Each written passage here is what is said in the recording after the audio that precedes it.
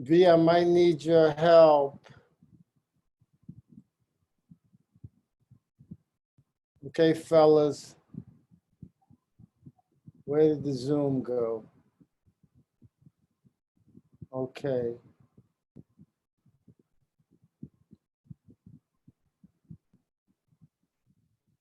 What's up, fellas?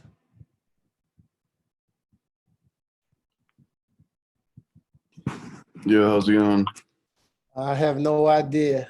My IT is away, It's all so I'm trying to get it done myself. good. So if this doesn't record, no harm, no foul. I think we have time before we go live. It starts at 10, but there may be some people already in the room. Yeah.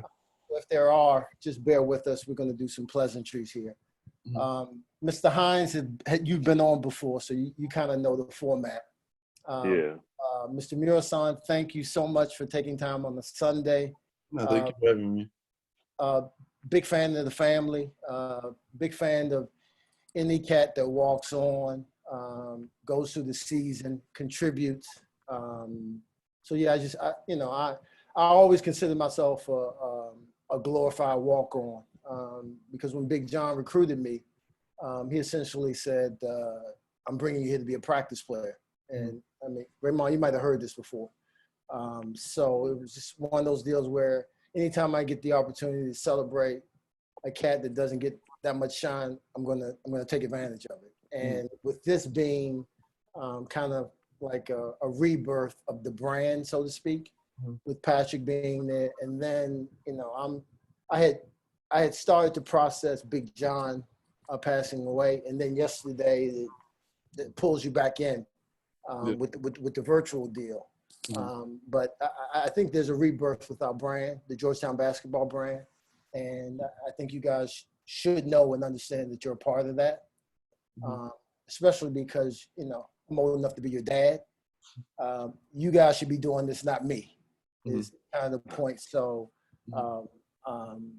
that's kind of that's the format. The format is I want you to share those intimate stories that went on, particularly in that inaugural season, because I think that will go down as a defining moment, because the follow-up was mad crazy. Yeah. And in order for things to get better, got to kind of go through that. So that's kind of the deal. You guys have any questions? Feel free. Mond, it's good to see you, man. Honest, it's really good to see you. Yeah. It's been a long Been a long time. Yeah. You guys you haven't kept in touch, or? I haven't talked to you in a long time. Wow. Yeah, not as much. I mean, we normally, we'll meet up or something, but it's just been a little while, the quarantine and everything. So. Oh yeah, I try to get that it's quarantine, and because I guess we got this virtual shit. Right. So for me, this has become this is like the only thing, right? So right. For me, any people that I need to hit up, obviously the equivalent of Zoom is FaceTime. Yeah. So, young people don't mind FaceTime as much, but people my age, they don't really like it that much. Like, motherfucker, you gotta let me know if you're gonna be FaceTiming me. Like, I gotta get ready. You can't just FaceTime and don't pick up my shit. So yeah, that's always challenging. But yeah, man, that was an interesting year, that first year. It's particularly for me because I played with Patrick for 3 years. Okay. And I definitely wanted to see him succeed. And the first year I knew it would be, you kind of want to put your stamp on the program. Yeah. These aren't your players per se. Yeah. Right. So you're coming into a new system, and you're a legendary cat, but none of these dudes saw you play. So it's like, okay, you just a 7-foot motherfucker that's kind of out of shape right now. But so, I was feeling for him that way. But I just thought what you accomplished that first year was, more than enough. And then the second year kind of, exploded. So again, if that's something you guys want to get into, I keep this thing mad. I believe there are three stories. There's three stories in life. There's his story, there's a player's story, somebody who actually participated, and then there's the truth. Yeah. Because as players, sometimes we embellish on our shit. Might have been a little bit, especially as the years go by. Yeah.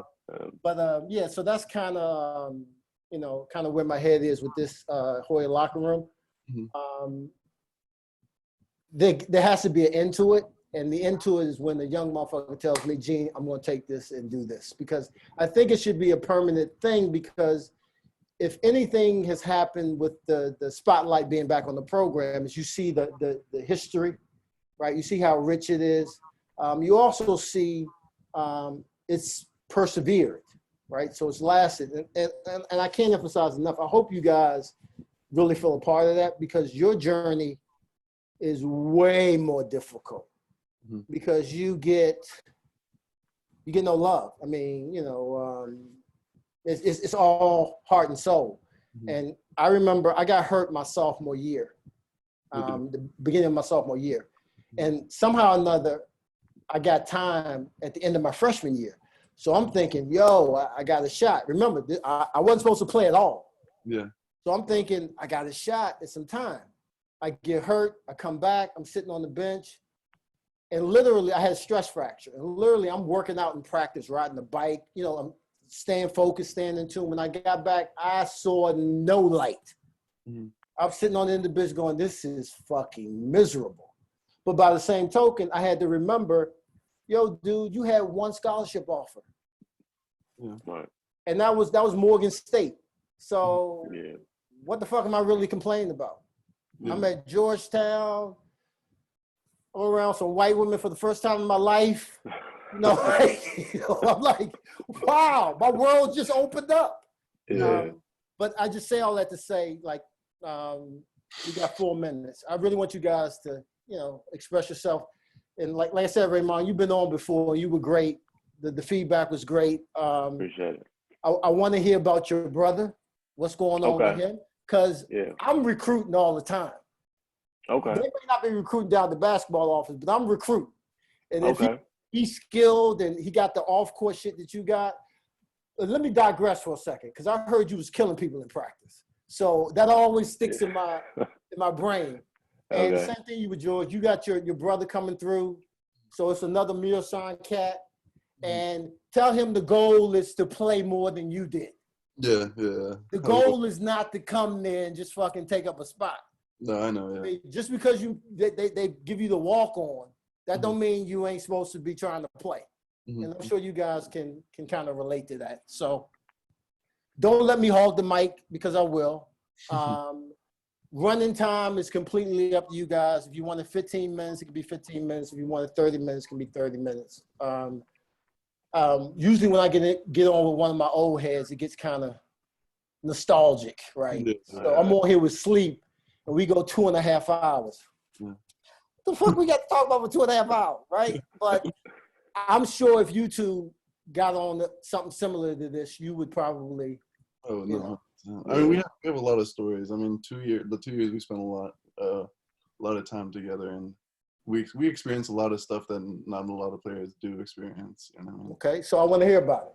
I mean. So, that's I mean, that spring before Ewing came was like the weirdest spring of our lives.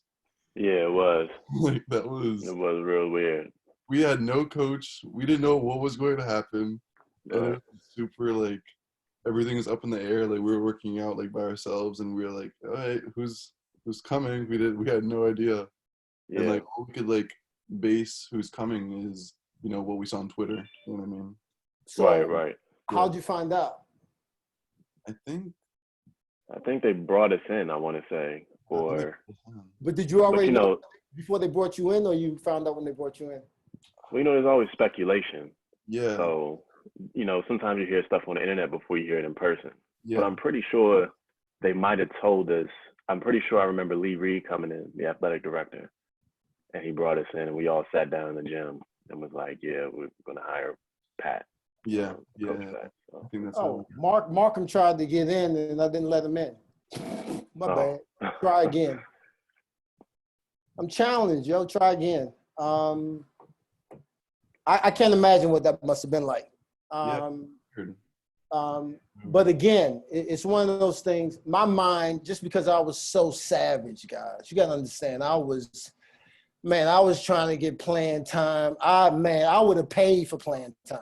Mm-hmm. I probably would have been like thinking, man, this is the time for me to really get some action. Like, you got a new coach coming in, the slate's clean. So my mind probably would have flipped to that. Okay, 10 a.m., guys.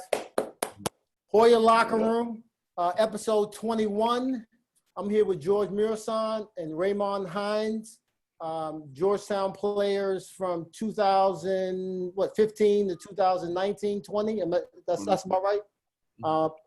And I want to get your perspective. I want you to contribute to Hoya Locker Room. This is your show. This is our show. The goal here is to create that Hoya family connection. Definitely want to, again, pay our respects to the Thompson family. We were talking a little bit before we got on air how, I personally was just beginning the process. Coach moving on to a higher place. And then, the virtual thing kind of pulls you back in. I have to be honest, I was only able to watch maybe a half hour of it or so. Because it took a toll on me to begin with. So that's definitely something I want to share with you guys. If you have any Big John stories you want to sell, any Big John stories you want to share throughout, I would love to. But first, if you could just introduce yourself. For you, Raymond, you'll be reintroducing yourself. Introduce yourself to the listeners. More importantly, introduce yourself to the people that will be watching it on the record, because it will live in infamy. So, welcome, guys. Introduce yourself, please. Okay. How's everybody doing? My name is Mond Hines. I played, I was at Georgetown from 2014 and 2018, and I walked on the 2015, 2016 season, I'm pretty sure. And I was a sophomore.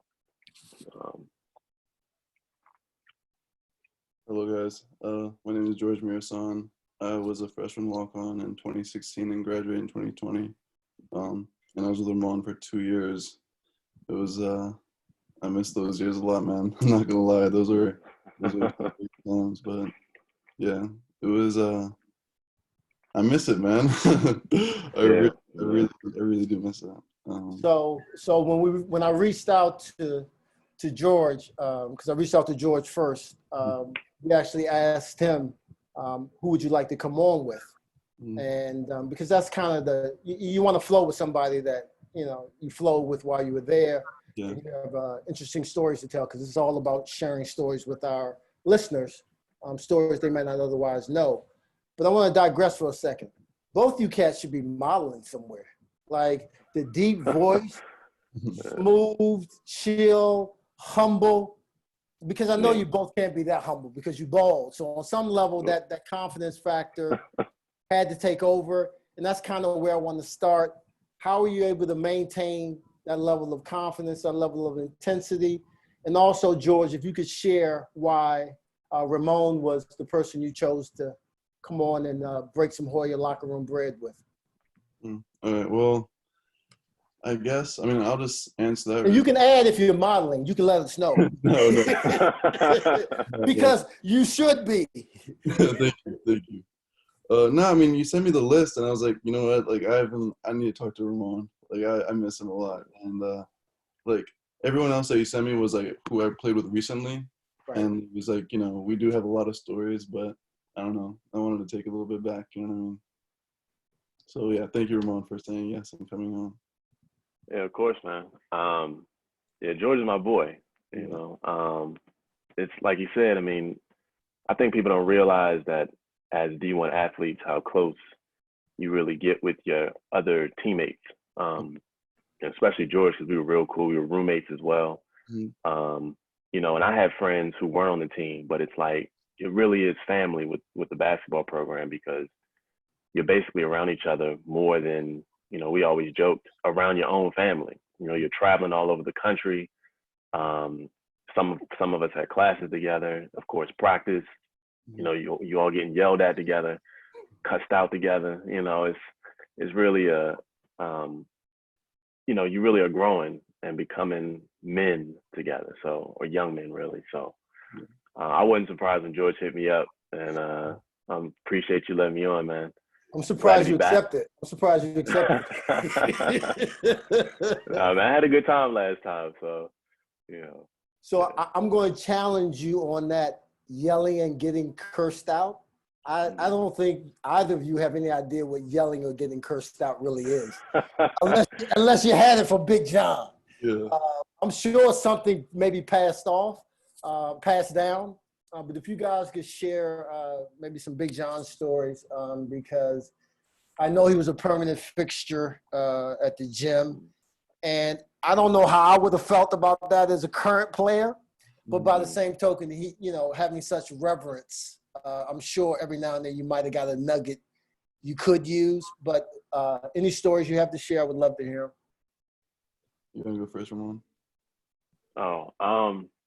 I don't know where to start, to be honest. I would say personally, he's probably the reason I ended up walking on the team.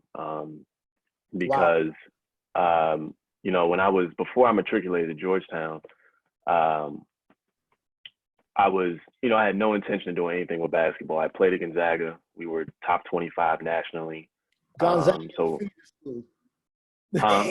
Gonzaga is a feeder school for Georgetown. Yeah, basically, Gonzaga came from Georgetown. And so, I was just like, I'm going to be a student. And one of the staff on JT3's during administration, he was a counselor at the camp, and I go to the camp every year. So they basically watched me grow up every year, and they asked me would I be interested in helping manage, and that's why I can relate to you, because I think they had the intention of maybe using me as well for practice and things like that, because I had come from a competitive high school program. And, I just love to play. And so when I was out there helping out with the team. You had to have had a breakout performance. Something had to happen. You dunked on somebody, and they didn't just ask you randomly. Right. I actually remember the play. It was the first or third play. We were preparing, the what's the term? Scout team. And they, Coach Thompson said, Ramon, won't you run point?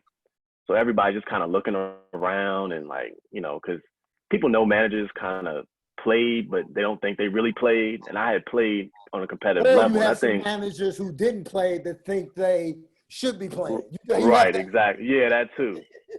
And so it was the first or third play.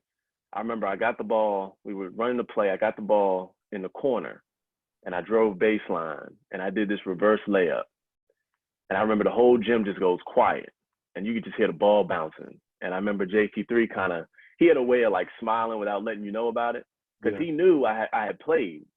And everybody just kind of looking. And from that point forward, I was just consistent, because I just loved to play the game. I wasn't trying to make the team or anything like that.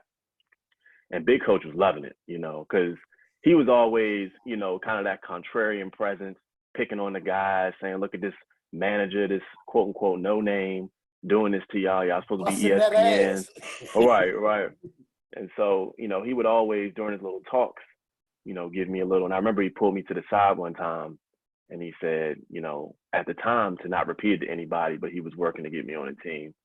So he definitely played a huge factor in me getting on. So I always appreciate that from him. Appreciate that. Your son? I mean, honestly, this past season, we really connected. He was at we went through a lot as a team this past season, and he definitely showed more, not more presence, but he was at our practices a lot this past season. And every single day after practice, I'd be like, "Hello, good big coach, how are you?" I have to he's a man. And honestly, those little exchanges after every single practice really just gave my confidence a huge boost, just because knowing him, being in the same gym as us, and he's been in the gym for the past 3 years, don't get me wrong. However, this past season, having him there and showing support and basically, I don't know, seeing his loving presence, you know what I mean? Mm-hmm. Was really, it was a huge factor, and it made me love Georgetown even more, Yeah, I remember my freshman year, I went to work out somewhere in DC. I forgot. I was with Marcus Derrickson, and Big Coach came, and my first shot I took, I airballed in front of him, and I was so upset. I was so upset. I was so nervous. I don't know where I was thinking. And then he looks at me and like, I don't know, he makes a face.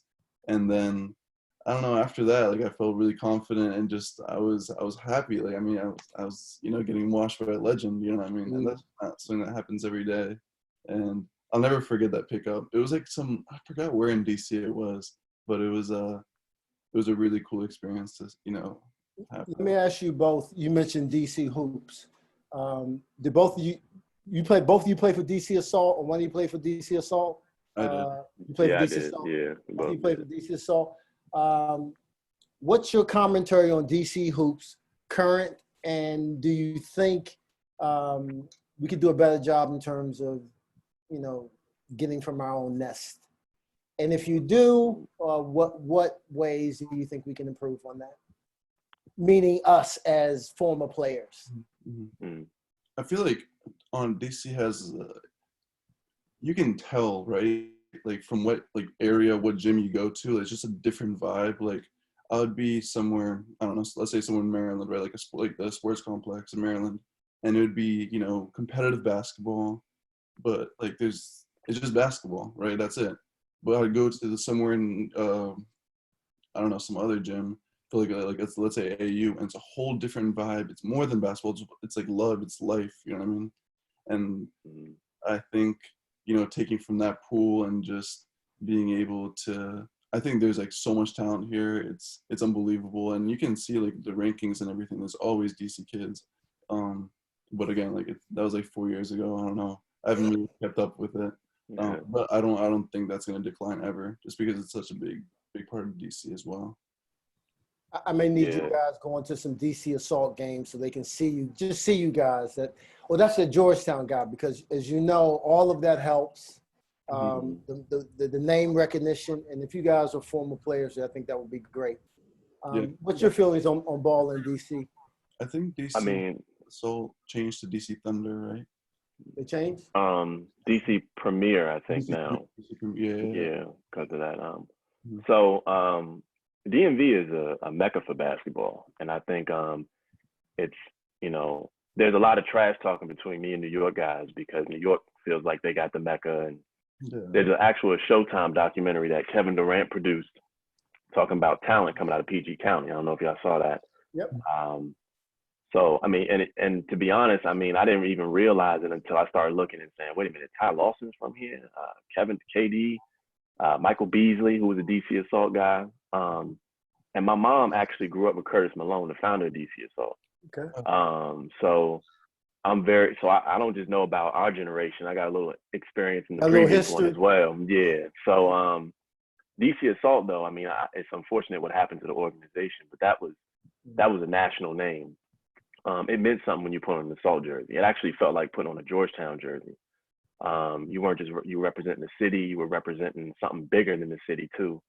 And I agree with George. I mean, that's not going anywhere. I mean, it would take something catastrophic for DC, same thing like New York or any other place, for there not to be talent coming out of this area, because it's just everywhere, Did you guys have those type of conversations in the locker room?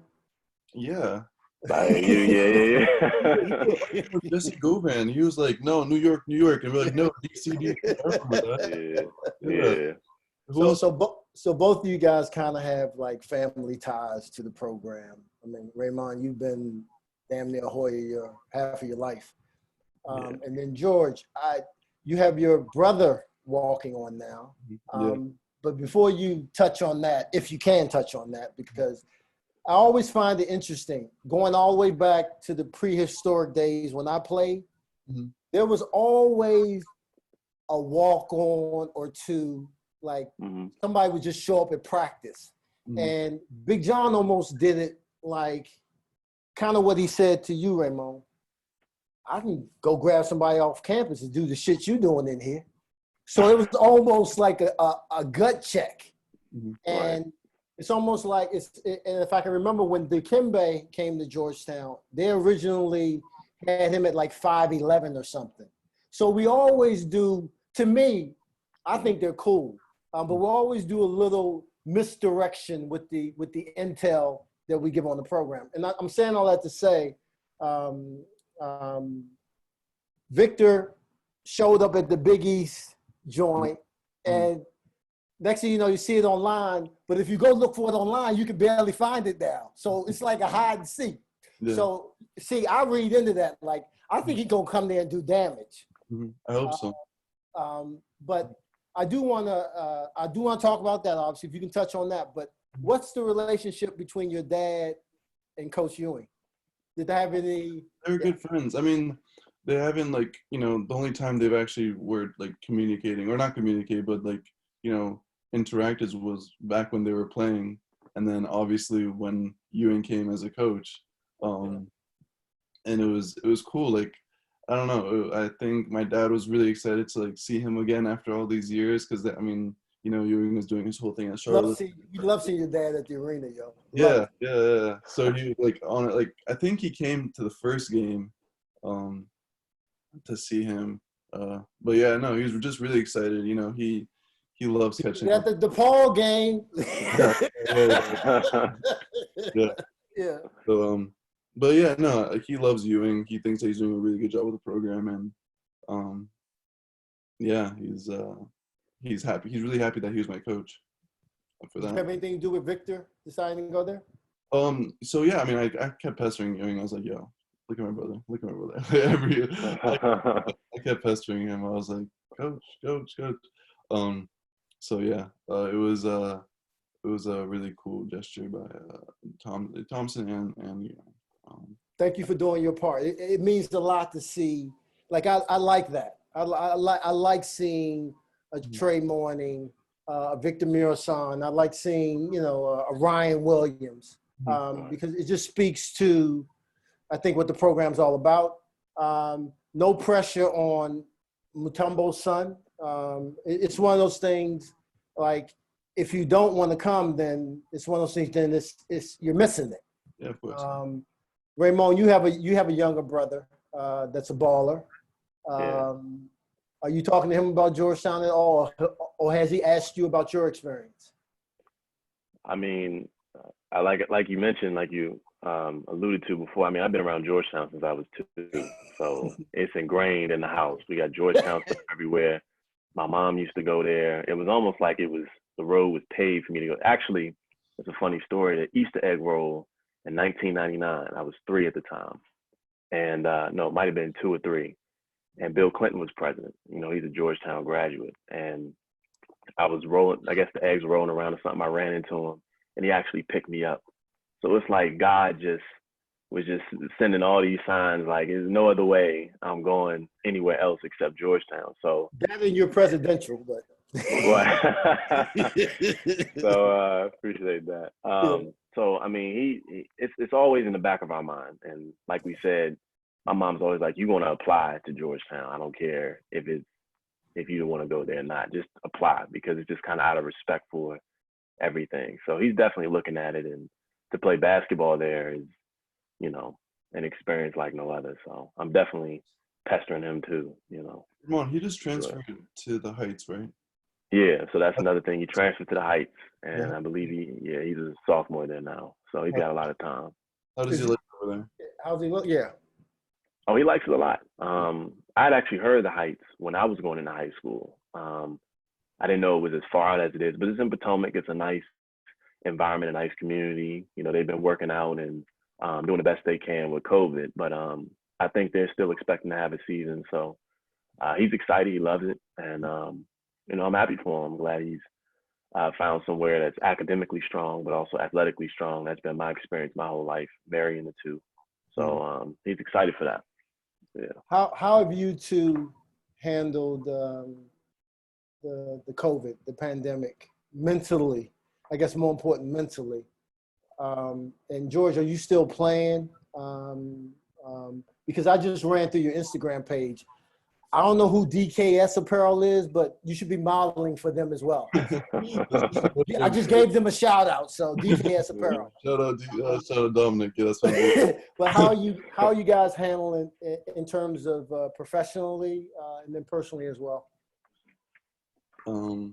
Yeah, I mean, this honestly, like being so, obviously, after Georgetown announced that we're gonna go all online, I was really depressed. I'm not gonna lie, I was super sad. Like my parents saw it. Like I was like not surrounded by my friends all the time, and like just being away, like being together with the team 24/7, Big East tournament, other stuff, other games, whatever, and then going back home and being alone.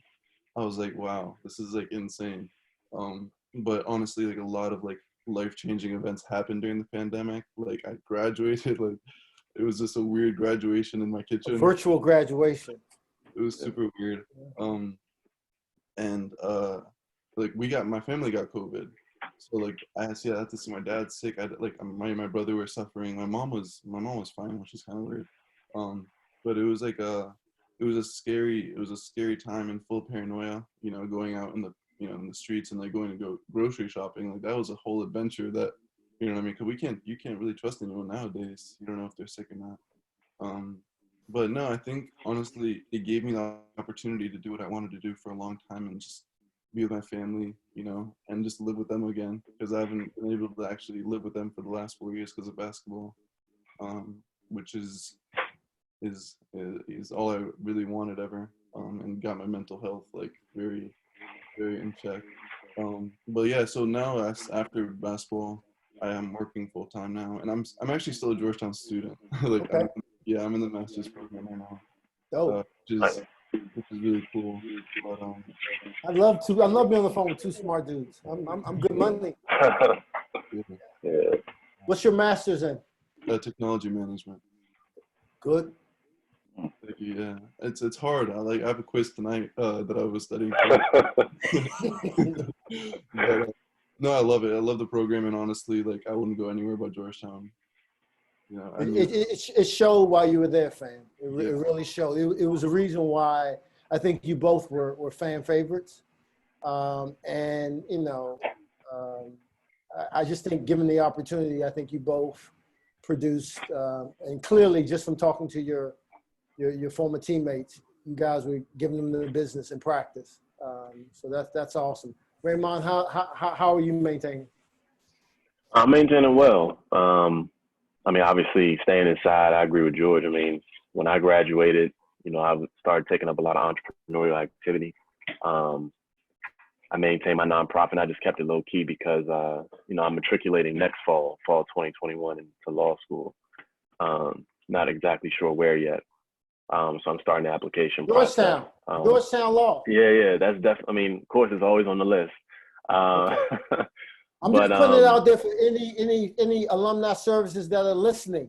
Georgetown Law. It's the least I could do. Appreciate that. Yeah. All right. But I mean, obviously, it's been rough. I mean, I'm the type of person, I don't really like staying in the house per se. I like to get out, even if it's just taking a walk. And now you can't even do that without wearing a mask or people being paranoid, for the right reasons, some for the wrong reasons. Yeah. And then it's been a double kind of triple whammy because they said our country hard. You also got the movements and everything going on. And so, but thankfully, I mean, none of us have been sick. We've been, staying safe and doing all the right things without, being hypochondriac about it or anything like that. So, hopefully I'm excited to hear about this vaccine. I'm really hoping they can get one by the end of this year and into next year. So, yeah. That's a young person talking. I love it. That's a young person. George, you're still on campus, well, the virtual campus. Have you noticed any changes? Ramon mentioned movements.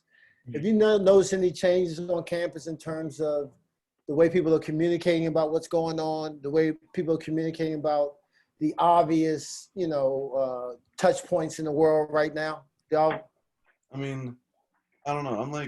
I'm on social media all the time. I'm not gonna lie. Even during work, even I love like keeping in the loop. But yeah, no, over social media, huge difference. This is never like ever seen like before, like everything, and it's just all that's what everyone's posting nowadays, which is not a terrible thing at all. I love it just because it gives awareness to everything that's going on, and just seeing statistics and seeing other stuff. sometimes I like to read a little bit more into it just to make sure that that's actually correct. Right. But no, I think a huge difference, compared to like now, like no one's really socializing. Everyone's like on social media socializing. That's how information is getting sent via Twitter, Instagram, whatever. But yeah, no, definitely a huge difference. Ramon, have you noticed the messaging, and particularly from a Black person's point of view on campus? Have you noticed more messaging, less messaging, more intentional messaging, less intentional messaging? Have you if you look at it from a social media standpoint? I definitely think with George Floyd, a lot changed. I think a lot more people who were hesitant to discuss race relations or just race in general started to really speak out a lot more, which I think is important because you always hear a lot of silence is complicity and all that other type of stuff. I agree with George though. I mean, I've always been the type of person, I read into things. My mother trained us to do that. Do our research. Don't just go about. Don't just post stuff because everybody's doing it. Make sure you know what you're doing. You can defend your position. Yeah. But I mean, a lot of people don't know I'm actually half Native, half Black. So You got the good hair. yeah. So I think I agree. I mean, I think a lot of people are starting to wake up to a lot of things, and it's been a lot, but it's also been difficult because a lot of people just saying stuff they don't know what they're talking about all the time. Do you think Georgetown University has done a good job? I think so. I think Georgetown, and that's another thing about playing in the program, putting on that Georgetown jersey, there's a lot of history behind that. I think people forget how rough it was for Coach Thompson when he first got there. He used to tell us stories about that, how he stood up for racial equality throughout the program. And I think people joke all the time. People think Georgetown was HBCU because of the presence we had and what it meant to wear Georgetown gear. So I see Ice Cube wearing Georgetown gear sometimes. But I think Georgetown has done a really good job, with the student athletes. A couple pages follow me talking about Black student athletes coming together, discuss issues. So Georgetown typically does a real good job on those things. Yeah. And the reason why I bring it up, because, just think, I was there in the 80s, and I kind of, as you get older, you reflect a little bit more. And I'm sure there were groups and programs and things available back then, but I can't say that I took advantage of it, right? I mean, I think we all touched on what it is to be a student athlete. And, my learning curve was a little bit different because I went to McKinley Tech. So getting, I was like, I didn't know if I was going to make it my freshman year, but I'm saying all that to say that I just think, I do think the university has done a great job. A great job from the standpoint that the voices are different, right? It's one thing if you're giving the correct message, but it's coming from the same voice. And one thing I like about 2020 is that I get to hear from younger people, because again, it's pretty much your torch to carry. If you got older people pontificating and spitting and giving you knowledge, you had your shot. Like this is kind of a different game now. But I do want to. I think just the number of different groups and voices that are available. I just think the conversation has improved. And I just was wondering if you both had peeped that, if you had checked that out. So one thing I do stand for is, like, as you said, like listening to the older voices, not necessarily the newer voices, just because, as we know, history repeats itself, and listening to the older voices, that's the only way that we're going to learn that history, right? Like the new voices, like, we don't know if they know the history or they really know what they're talking about, and because they've never experienced that before, that's all theory for them. Right. And even for me too. Like I wish I knew everything, but obviously I don't. But I do think it's important hearing from the older voices because they've actually lived through it, or they know firsthand about it. So I think learning history, not theory, I think that's really important as well. But but again, I want to stay on this topic because you touched on something earlier, George, in that Mhm. you can go a little bit deeper and find out for yourself, Yeah. right? Because you can get the surface. And, I think there's obviously a lot of value in the history. I mean, this program is based on that. Of course. Yeah, of course. I mean, that's that whole Frederick Douglass quote that I have in the beginning. Because in order to know where you're going, it helps to know where you've been. Mm. But I just think the current people, like the current young people, know your history, but you got to act now. I don't need old people limping up to the podium. I mean, it's is that me or That's you? me. That's me. That's my dog. Sorry. Okay. What's up? It's just like I was watching the Saturday Night Live skit last night. Okay. And think about, we got two 70-year-old dudes, vying for running the country. And okay, I'm not into ageism or sexism or any of that, but I mean, we got to examine that if that's what's best for the country. Yeah. Right. And again, those questions need to be asked by younger people, because the old dude's not going to ask that question because that's going to affect them. So I'm coming from someone that's senior. Like I need your voices. I need your voices as it relates to Georgetown. I need you sharing your experiences, any opportunity that you get. That's what this forum's about. And my reach out, I try to reach out to younger cats. It's a little bit more difficult. I got to be honest. But I'm going to look to utilize YouTube to help me connect. Because again, I think our Georgetown story is rich. I think we're unique. I think that perspective, the hilltop is like no other place. I mean, the combination of athletics, like to see the soccer team where it is now. Yeah. I don't even know if we had a soccer team when I was there. Oh. And now we got a national championship team, and to see how that grew. Women's soccer, dope. So it's just, I just think that's just this little spot on the hilltop, right? So I say all that to say that I hope you guys continue to lead by example, because I think you're both shining examples. And, if there's anything you're currently doing that you want to share with our listeners, I think it's a good look, because our alumni is illustrious. And I always think as a student athlete, particularly in basketball, we didn't maximize those relationships. Even if it's just from a standpoint of getting knowledge of an industry that you're in, that someone who graduated from Georgetown is certified at, right? So if you guys are doing anything, please share. If you want to, give us some a tag or something to follow, please feel free. Yeah, I think the Georgetown alumni Zoom that keeps happening with all the former basketball players, I think that's so cool. I've been to a couple. The timing doesn't always work out, but even just being to one and just seeing the older players and managers interact, I think that's so cool. You're laying in the cut all the time, though. Yeah. I need younger voices, man. We need younger voices. Yeah, but younger voices, we need to be educated before we can say anything. Sure. Okay, so I'll give you to the 5th Zoom call, and then I can get stuff. Sure. But no, I think that's a super really that's really and hopefully that'll continue.